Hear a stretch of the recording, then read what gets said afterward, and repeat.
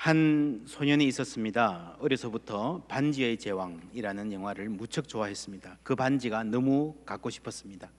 엄마에게 사달라고 졸랐습니다. 그런데 엄마는 아이들이 꼭 갖고 싶다고 해도 얼마 지나면 잊어버리기 때문에 이번에도 그러다 말겠지 생각하고 안 사줬습니다. 아이가 자라 청년이 되었습니다. 그런데 엄마는 아들이 아직도 그 반지를 몹시 갖고 싶어 한다는 사실을 알게 되었습니다. 지금이라도 사줄까? 아니요, 엄마. 괜찮아요. 이제 제가 돈을 벌게 되었으니 월급 받아 사면 돼요. 걱정 마세요, 엄마. 그런데 얼마 후 이 어머니는 경찰서로부터 전화 한 통을 받게 됩니다. 아들이 일하다가 사고가 생겼으니 병원으로 가보라. 달려갔습니다. 급하게 실려왔으면 응급실에 있을 텐데 그 명단을 아무리 뒤져보아도 없습니다. 혹시나 하는 생각에 영안실에 가보았습니다. 이 어머니는 거기서 아들을 발견합니다. 김용균, 지난 11일 충남 태안화력발전소에서 일하다 숨진 청년, 비정규직 직원 이야기입니다.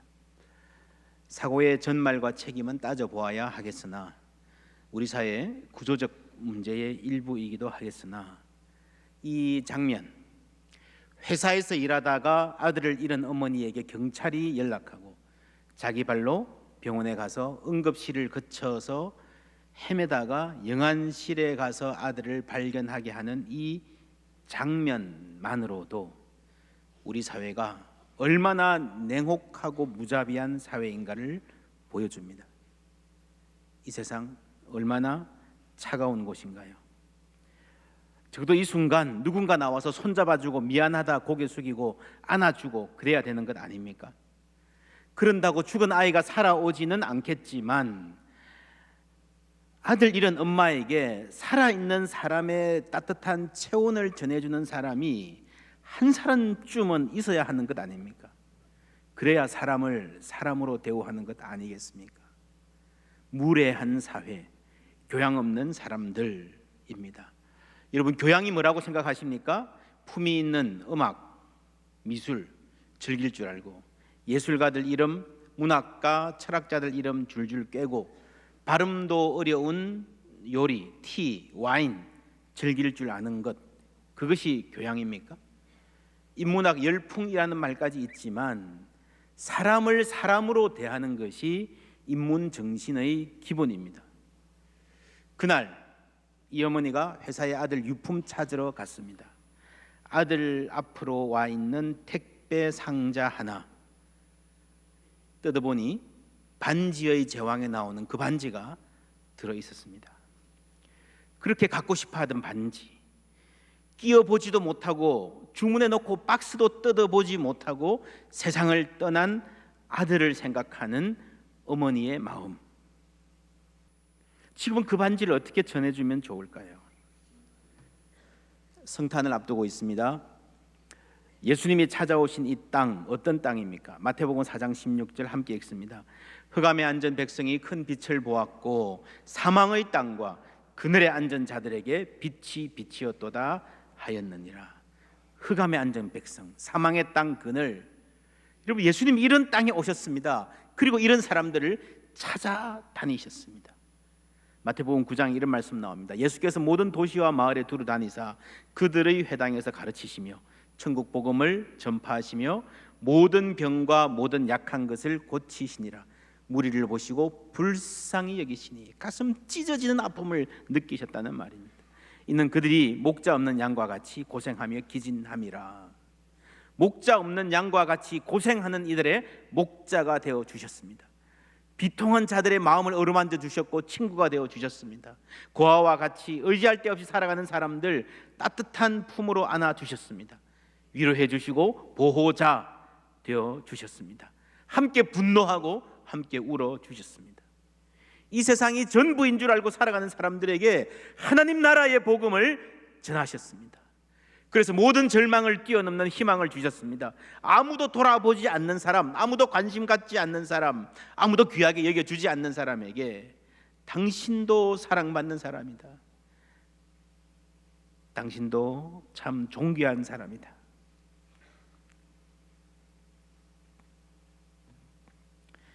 알려주셨습니다.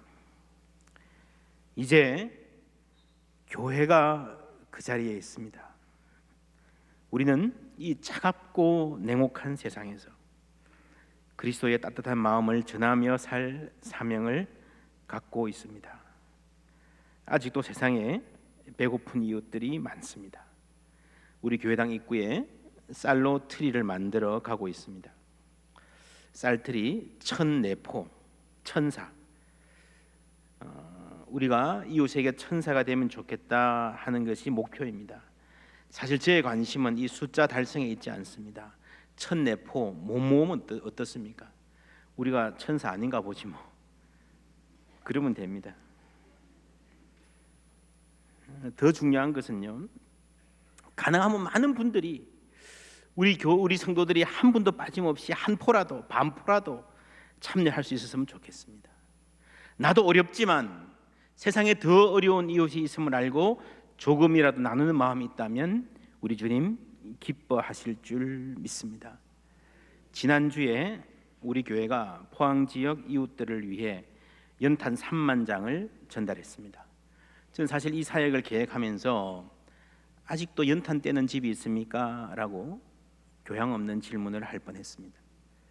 여러분, 마지막으로 연탄 뗀 게 언제입니까? 아마 우리 중에 상당수는 아주 옛날 그 과거의 생활일 것입니다. 근데 지금도 그 수준에 머물러 있는 이웃들이 많다는 겁니다. 우리 대다수는 엘리베이터 있는 따뜻한 아파트에 살다 보니 이웃들이 어떻게 사는지 잘 모릅니다. 가난한 분들에게 이 세상이 얼마나 추운 곳인지 잊어버렸습니다. 내 배가 부르고 내 등이 따뜻하면, 내 몸 건강하면 그냥 그렇게 우리는 무심하게 살아갑니다. 여러분, 대한민국에서 짜장면이 가장 맛있는 집이 어딘지 아십니까? 짜장면이 가장 맛없는 데가 어딘지 아십니까? 이런 말이 있습니다. 강남 타워 팰리스에서 시켜 먹는 짜장면이랍니다. 왜냐하면요, 거기 들어가려면 계속해서 경비들이 붙잡고 확인하다 보면요, 배달 온 짜장면이 퉁퉁 불어가지고 엄청 맛없대요. 아마 거기 사는 분들 입에서 나온 말인 것 같습니다. 짜장면만 불까요? 배달 음식만 맛없어질까요? 여러분, 이 세상이 어떤 곳인지, 얼마나 추운 이웃들이 많은지, 아픈 눈물들이 많은지 아는 마음도 점점 둔해질 수 있습니다. 우리가 성공하고 좋은 집 사는 것 자체를 질시하면 안 됩니다. 성공 좋습니다. 그러나 내가 성공할수록 내 존재가 점점 더 위험해진다는 거 알아야 됩니다. 내가 성공할수록, 내가 높이 올라갈수록 내가 무뎌지고 둔감해지는 것 조심하고 경계해야 할 줄 믿습니다. 그래서 높이 올라간 사람들 어느 순간인가 자신을 돌아보면 내가 보아도 낯선 모습, 교만하고 냉혹한 사람이 되어 있을 수 있습니다. 그래서 우리 자녀들은 하나님이 복을 주실수록 더욱더 낮은 마음을 가져야 합니다. 그래서 여러분, 일부러라도 아픔의 현장, 눈물의 현장을 찾아갈 수 있어야 됩니다. 그런 점에서 저는 오늘 우리 청년들이 요양병원 간다 그러고요, 크리스마스 날에 25일에 오후에 연탄 배달 봉사하겠다 하는 계획 참 칭찬하고 싶습니다. 지난주에 청년 예배에 가서 제가 그랬습니다. 젊은이들 모두가 화이트 크리스마스, 멋지게 놀 것을 꿈꾸는데 여러분은 연탄과 함께 블랙 크리스마스 되겠네요. 마치고 짜장면 먹으면 완벽한 블랙 크리스마스입니다. 아마 세상에서 가장 맛있는 짜장면 되지 않을까 싶습니다. 우리 청년들에게 짜장면 사주고 싶으신 분은 청년 부장님에게 연락하십시오. 이번에 연탄 전달식 하면서 기자분들이 와서 저에게 소감을 물었습니다. 제가 이런 생각이 들었습니다. 그렇게 말했습니다. 크리스마스가 겨울에 있는 것은 아마 이 추운 세상을 따뜻하게 하라는 말씀 아닌가 싶습니다. 물론 모든 크리스마스가 다 겨울에 있는 거 아닙니다. 세상에 이런 크리스마스도 있습니다. 눈사람 아니라 모래사람 비치에서, 이 오스트레일리아인데요, 이 나라에는 산타클로스가 이렇게 오신답니다.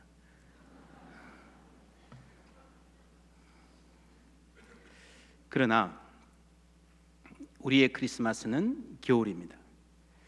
아직도 세상은 추운 곳이다. 그리고 어떤 사람들에게 이 겨울은 더욱 추운, 뼈에 사무치도록 냉혹한 계절이겠구나 생각하지 않을 수 없습니다. 겨울은 가난한 사람들에게 더 힘들고 고통스러운 계절입니다. 혹한의 계절, 외로운 사람에게는 그 외로움이 더 혹독하게 다가오는 법입니다. 저는 연탄하면 생각나는 이름이 있습니다. 최규하 전 대통령. 1980년에 대통령을 했었죠. 한국 근대사에서 가장 존재감 없는, 무력하고 무시당하는 대통령이었습니다. 그런데 이분이 1979년 국무총리 시절 강원도 장성 탄광에 시찰을 가서 그 막장에서 광부들이 고생하는 것을 보고 그렇게 말씀하셨답니다. 여러분, 지금 다들 기름 보일러로 바꾸는데 제가 여러분 고생하는 거 생각해서 저라도 연탄 떼겠습니다. 끝까지 연탄 떼겠습니다. 그리고 이분이요, 2006년에 돌아가실 때까지 연탄 집게로 직접 연탄 갈면서 사셨다고 합니다. 대통령을 지낸 분이. 이분이 돌아가셨을 때에 어떻게 살았는지 기사가 났습니다. 오늘 여러분 가실 때 교회 달력 가져가십시오. 그 달력, 다 쓰고 난 달력. 이분이요, 최 전 대통령이 이걸 오려가지고 그 뒷장을 수첩으로 만들었었대요. 그 부인이 알츠하이머로 8년간 앓다가 돌아가셨습니다. 직접 병 간호를 하면서 무슨 약을 먹이고 증상이 어떻고 의사를 만나서 어땠고 오늘은 아내 상태가 어땠고 꼼꼼하게 적어놓은 그 수첩이 발견되어서 지금도 보관되고 있습니다. 어느 하루는 꽃동네 신부가 우연히 산삼을 얻어서 선물했는데 그 산삼을 돌려보내면서 다른 불우한 이웃을 위해 써달라고 부탁했던 적도 있었습니다. 여러분, 이분이 산 행적을 보면요, 고개가 숙여집니다. 한국이 전통적으로 모범이라 생각해온 선비의 표상이라 할 수 있습니다. 그런데 역사는 이분에 대한 평가에 인색합니다. 이분이 재임하던 시절에 나라에 큰 비극이 일어났고 많은 사람들이 죽었습니다. 대통령으로서 그 역할을 감당하지 못했다, 자신의 목숨을 걸고라도 막았어야 하지 않았을까, 그렇게 못했다면 그때 희생된 사람들 앞에서 나중에라도 사과하고 참회하고 진상을 밝혀야 되지 않았나 하는 평가가 지배적입니다. 사정이 있겠지요. 세세한 사정 다 알 수 없지만 정치인으로서 개인에 대한 평가야 역사가 하겠지만 분명한 것은 사람이 착한 것으로 이 세상의 문제가 해결되지 않는다는 겁니다. 단순히 우리가 좀 더 착하게 살고 조금씩 서로 양보하면, 경제적으로 번영하고 정치적으로 안정되면 이 세상의 문제가 해결될 것이다, 기대할 수 없다는 것입니다. 세상의 부조리와 고난이 그만큼 깊다는 것입니다. 악의 세력이 여전히 강력하다는 것입니다. 반지의 제왕 톨키엔, 여러분 C.S. 루이스라고 하는 위대한 그리스도인 사상가와 절친이었습니다. 이분도 기독교 세계관 하에서 소설을 썼습니다. 반지의 제왕을 잘 읽어보면요, 기독교적 메시지가 잘 담겨 있습니다. 가장 중요한 메시지는요, 악의 존재입니다. 가공할 만한 그 악의 세력, 음존하는 악, 어떤 사람도 금방 타락시키고 말 걸 권력의 독성을 이 반지의 제왕은 잘 말하고 있습니다. 이 세상은 그런 곳입니다. 악이 있는 곳입니다. 그래서 하나님이 사람이 되셔서 오셔야 했습니다. 우리끼리 조금 잘하면 해결될 수 있는, 구원받을 수 있는 그런 세상이 아니라는 겁니다. 지난주에 우리 이 말씀 함께 묵상했습니다. 요한복음 8장 32절 함께 읽습니다. 진리를 알지니 진리가 너희를 자유롭게 하리라. 아멘. 저는 목회하면서 많은 분들에게 이런 질문을 받았습니다. 목사님, 이 말씀이 제가 고등학교 다닐 때 혹은 대학교 다닐 때에 우리 학교 교훈이었습니다. 늘 이 말씀 보고 다니고 생각하고 또 생각했는데 무슨 말인지 모르겠습니다. 진리가 무엇입니까? 우리를 자유롭게 하는 진리가 무엇입니까? 나는 왜 자유롭지 않습니까? 여기서 말하는 진리, 우리를 자유케 하는 진리가 무엇일까요? 어떤 사람은 인문학적 교양, 도덕적 교훈을 말할지 모르겠습니다. 어떤 정치 이데올로기나 최신 정보와 지식을 떠올리는 사람도 있겠습니다. 그럴까요? 여러분, 사람의 말을, 글을 이해하려면요, 그 사람이, 그 글이 이 단어를 어떤 맥락에서 쓰고 있는지를 먼저 보아야 됩니다. 여러분, 성경의 단어를 이해하려면요, 성경을 보아야 됩니다. 이 진리가 무엇인지 알려면 성경에서 진리라는 말을 먼저 찾아보셔야 됩니다. 집에 가서 인터넷으로 진리 할 수 있는 분들은 검색해 보세요. 그 중에서도 요한복음에 이 진리라는 말이 참 많이 나오는데 최고 처음에 이 말입니다. 요한복음 1장 14절 함께 읽습니다. 말씀이 육신이 되어 우리 가운데 거하심에 우리가 그의 영광을 보니 아버지의 독생자의 영광이요 은혜와 진리가 충만하더라. 아멘. 은혜와 진리가 충만하더라. 우리가 어떻게 진리를 합니까? 어디서 진리를 볼 수 있습니까? 말씀이 육신이 되어 우리 가운데 거하심에 우리의 삶 가운데 찾아오신 그리스도, 그 그리스도를 아는 것이 진리를 아는 것입니다. 그 진리가 우리를 자유롭게 할 것입니다. 말씀이 육신이 되어, 이 말은요, 하나님이 사람이 되셨다는 말입니다. 본래 하나님은, 신은 먼 존재입니다. 본 사람이 없어요. 설명해줘도 몰라요.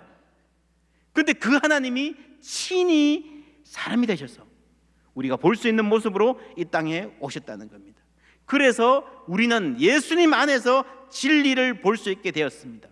여러분, 성경의 진리는 결코 추상적인 진술이 아닙니다. 어떤 철학적 이론이 아닙니다. 한 인간의 삶입니다. 실제로 이 땅 역사 가운데서 이 땅에 오셔서 구체적인 시간과 공간을 점유하고 사람들과 함께 어울리면서 살아간 한 사람에게서 진리를 보았다 말하는 것이 기독교입니다.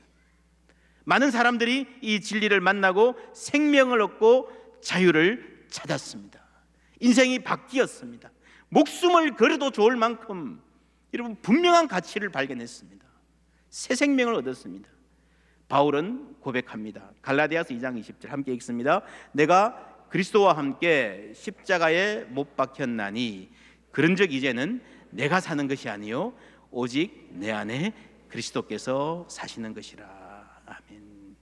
내 안에 그리스도께서 사신다. 내 안에 그리스도께서 사시는 것, 여러분, 말씀이 육신이 되신. 그래서 바울이 가는 곳마다 그리스도가 함께 가는 거예요. 그렇지 않습니까? 사람은 시원찮아 보이지만 그 안에 그리스도의 능력이 드러나는 것입니다. 그래서 그의 삶이 제국의 심장부인 로마 황제의 그늘에까지도 흔들어 놓았습니다. 여러분, 영화 바울에 보면요, 거의 주인공급으로 나오는 분들이 몇 분 있습니다. 그 중에 브리스길라와 아굴라, 이름 기억하십니까? 로마에 있던 이 부부가 어떤 사람이었는지 바울이 이렇게 말합니다. 로마서 16장 4절 함께 읽습니다. 그들은 내 목숨을 위하여 자기들의 목까지도 내놓았나니 나뿐 아니라 이방인의 모든 교회도 그들에게 감사하느니라. 아멘. 사람이 어떻게 하면 모든 교회가 다 알고 감사하는 사람이 될까요? 여러분, 사람이 어떻게 하면 누군가를 위해서 목을 내놓는 사람이 될까요? 초등학교 동창인가요? 형인가요? 본래 알던 사람인가요? 집안부터 알던 사람인가요? 아니에요. 그렇지 않습니다. 어떻게 그렇게 되었을까요? 바울이 처음 고린도에 도착했을 때 이분들을 만났습니다. 그때 바울은 선교비를 도와주는 사람도 없었고요, 의지할 데가 없어서 스스로 벌어서 생계를 유지하면서 전도해야 했습니다. 근데 바울이 학자였지만, 율법을 전문적으로 공부한 학자였지만 나름대로 기술이 있었습니다. 그게 천막 만드는 일이었거든요. 그 천막 만드는 유대인들 찾아다니면서 나를 좀 써주실 수 있습니까? 라고 돌아다니는 거예요. 그러면서 만난 사람들이, 직업 관계로 만난 사람들이 브리스길라와 아굴라입니다. 사도행전 18장 1절에 보면 그 후에 바울이 아덴을 떠나 고린도에 이르러 아굴라라 하는 본도에서 난 유대인 한 사람을 만나니, 클로디우스 황제가 이제 유대인들을 추방할 때 쫓겨난 사람들입니다. 모든 유대인들을 명하여 로마에서 떠나라 한 고로 그가 그 안에 브리스길라와 함께 이달리아로부터 새로 온지라 바울이 그들에게 가매, 함께 읽을까요? 생업이 같으므로 함께 살며 일을 하니 그 생업은 천막을 만드는 것이더라. 함께 살며 일을 하니, 취직을 한 거예요. 거기서 붙어 사는 거예요. 근데 여러분, 함께 살며 일을 하니, 이 말은요, 예수님이 우리에게 오신 거하고 똑같아요. 말씀이 육신이 되어 우리 가운데 뭐라고요? 거하시며. 거하신다는 함께 산다는 말이에요. 예수님이 우리 가운데 오셔서 함께 사셨습니다. 그래서 그 예수를 만난 사람들이 변화가 된 거예요. 이제는 그 안에 그리스도가 사는 사람들, 바울이 브리스길라, 아굴라와 함께 삽니다. 여러분, 그래서 그들은 바울만 만날 뿐 아니라 바울 안에 있는 그리스도를 만나게 된 것입니다. 그 능력에 압도되고 그 복음에 매료되었습니다. 그래서 그들도 복음을 위해서 목숨을 바칠 수 있는 사람이 되었던 것입니다. 여러분, 바로 이 역사, 그 안에 그리스도가 있는 사람이 다른 사람들을 만날 때에 사람과 사람이 만나는 게 아니라 내 안에 그리스도가 그 사람을 만나주시는 역사가 지금까지도 계속해서 이어지고 있는 줄 믿습니다. 오늘 우리가 이 자리에 있는 것, 오늘도 세례 받으시는 분들이 있는 것, 하나님께서 살아서 역사하시기 때문인 줄 믿습니다.